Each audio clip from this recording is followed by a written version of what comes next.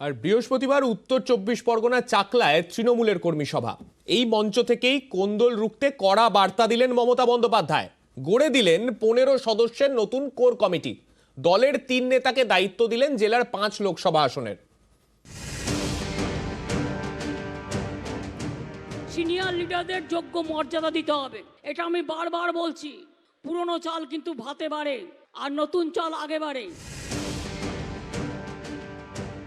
যদি কেউ এখনো দুঃখ করে ঘরে বসে থাকেন লোকাল ঝগড়ার জন্য, তাকে ডেকে নিয়ে আসুন। আমি কোনো ঝগড়া অ্যালাউ করব না। আর কেউ যদি লোকালি ভাবেন আমি বড় নেতা হয়ে গেছি, পার্টিটাকে না ভালোবেসে নিজেকে ভালোবাসবো, সেটা হবে না। সারা ভারতের জননেত্রী মমতা ব্যানার্জি জিন্দাবাদ। উত্তর 24 পরগনার চাকলায় বৃহস্পতিবার তৃণমূলের কর্মী সভা।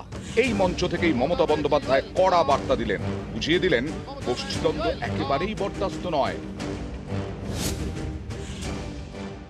কিছু কিছু এলাকায় আমি শুনতে পাচ্ছি কেউ নিজেরা কেউ কেটা হয়ে গেছেন এবং নিজেদের জন্য তারা পার্টির মুখটা মনে রাখছেন না। আমাকে এত খাটতে হচ্ছে এটা মনে রাখছেন না। আজকে মনে রাখবেন, এমনি ক্ষমতায় আমরা পার হইনি। উত্তর 24 পরগনা বরাবরই তৃণমূলের শক্ত ঘাঁটি।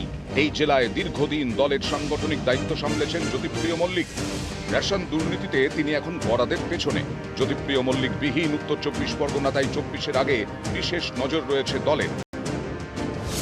জেলায় কোর কমিটি করে দেন মমতা। সিনিয়র নেতাদের বাড়তি দায়িত্ব দেওয়া হয়।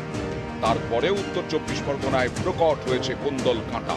বারাকপুরের সাংসদ অর্জুন সিং এবং জগদ্দলের বিধায়ক সোমনাথ শ্যামের দ্বন্দ্ব শোরগোল ফেলেছে। এই পরিস্থিতিতে বৃহস্পতিবার জেলায় নতুন করে কোর কমিটি করে দিলেন তৃণমূল নেত্রী। লোকসভা ভোটকে মাথায় রেখে 15 সদস্যের নতুন কোর কমিটি। চেয়ারম্যান নির্মল ঘোষ। প্রত্যেক শনিবার এই কোর কমিটি বৈঠকে বসবে, রিপোর্ট দেবে সরাসরি তৃণমূল নেত্রীকে। নির্মল ঘোষকে চেয়ারম্যান করে আমি কোর কমিটি তৈরি করব এবং অন্যান্য সাংসদরা এবং বিধায়করা তারা এই কমিটিতে তাদেরও আমন্ত্রণ জানানো হবে।